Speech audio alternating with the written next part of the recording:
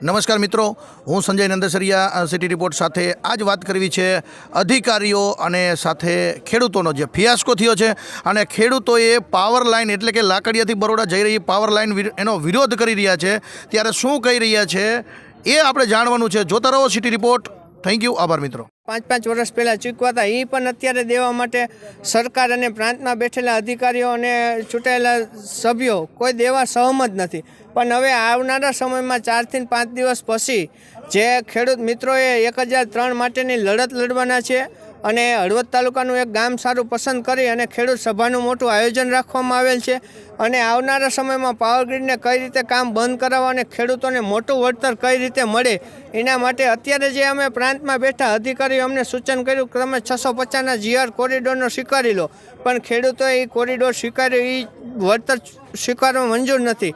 કારણ કે આજથી 4 વર્ષ 5 વર્ષ પહેલાં જે 1003ના ચૂક્યો હોય કોરિડોરના ભાવ, તો અત્યારે કેમ નહીં? એટલે ખેડૂત મિત્રો આવનારા સમયમાં પાવર ગ્રીડ સામે મંડાણ માનશે। જય જવાન જય કિસાન। મારામારી પણ થશે અને કાંઈ પણ નુકસાન થશે એની જવાબદાર કોણ રહેશે એ પણ સરકારને હું મારા એક ખેડૂત તરીકે ધ્યાન દોરું છું અને સરકારને નમ્ર અરજ કરું છું કે ખેડૂતની સાથે રહી અને ખેડૂતનું સુખદ અંત આવે એવી મહેરબાની કરો। જય હિન્દ, જય ભારત, જય।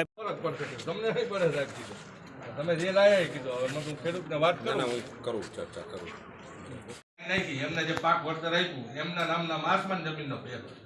ક્યાંની વાત કરો? આપણા વિસ્તારમાં હળવદ તાલુકાના જ ગામમાં ખ્યાલ છે એમાં તો મેં જ આપ્યું છે, તમે જ આપ્યું છે, તમે જ આપણે સંકલનમાં સર મીટિંગમાં તમે જ સાથે